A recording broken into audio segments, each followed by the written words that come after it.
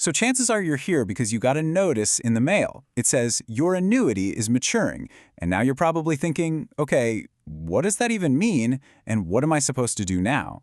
Well, you are definitely not alone, and we're going to break down exactly what this means for your money. Let's dive right in. And that's really the big question, isn't it? This isn't just some piece of mail you can file away and forget about. This is a huge financial crossroads.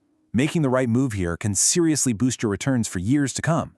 But just letting it slide, well, that could cost you. To make sure you feel confident about your decision, we're going to walk through 5 key things today. First, we'll talk about what maturity really means for you. Then, we'll uncover a hidden trap you absolutely need to avoid. After that, we'll lay out your 3 main paths forward, show you how to sidestep some nasty tax and Medicare surprises, and finally, help you figure out your best next move. All right, so let's start with the good news. This maturity date, it's not something to be nervous about. Actually, it's a moment of real opportunity. This is when you finally get back in the driver's seat and have full control over your investment.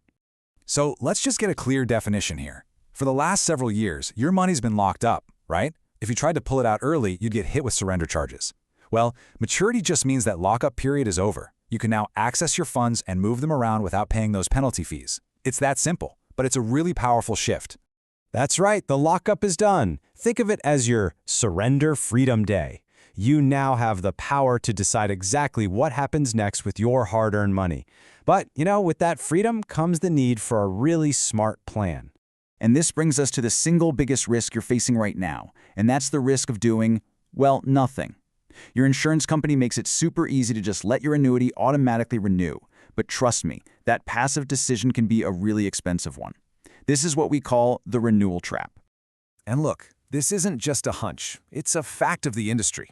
Letting that contract just roll over often means you get stuck with a pretty mediocre interest rate. Your company is kind of banking on the fact that you won't take the time to shop around. So here's the bottom line. Insurance companies, like a lot of businesses, often save their best, most competitive rates to attract new money from new customers. They don't always offer those same great rates to keep existing clients.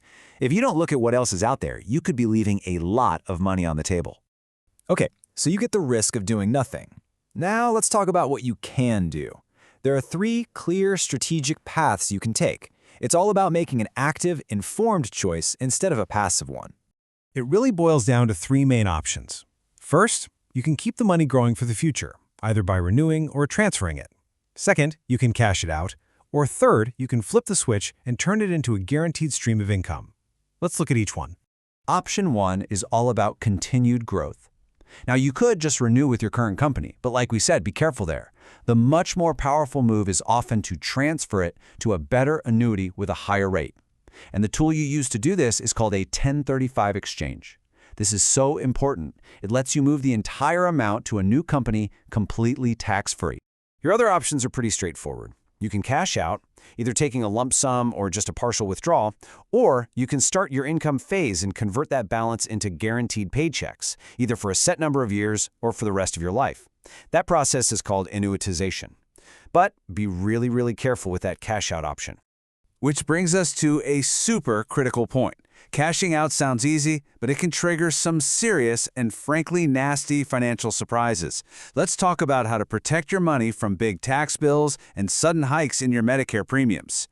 So here's the problem in a nutshell. When you take the gains out of your non-qualified annuity, all of that money counts as income in the year you take it. If it's a big number, it creates this massive one-time spike in your income, and that's when a bunch of other bad things start to happen.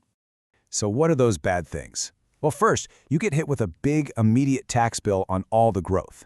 Second, and this is the one that catches so many people off guard, that income spike can push you into a higher bracket for your Medicare premiums. It's called IMRAA, and it can dramatically increase what you pay every month for Parts B and D. And of course, if this is a qualified annuity in an IRA, you still have to deal with your required minimum distributions. And this, right here, is why that 1035 exchange we talked about is your absolute best friend. It's your safe harbor. It lets you move all of your money, your original principal, and all the gains from that old annuity into a new, higher-paying one, and you do it all without triggering any of those immediate tax bills or Medicare problems. All right, so we've covered the new freedom you have, the big trap you need to avoid, and the 3 paths you can take. Now it's time to put it all together and figure out your next move to make sure this money is working as hard as it possibly can for you.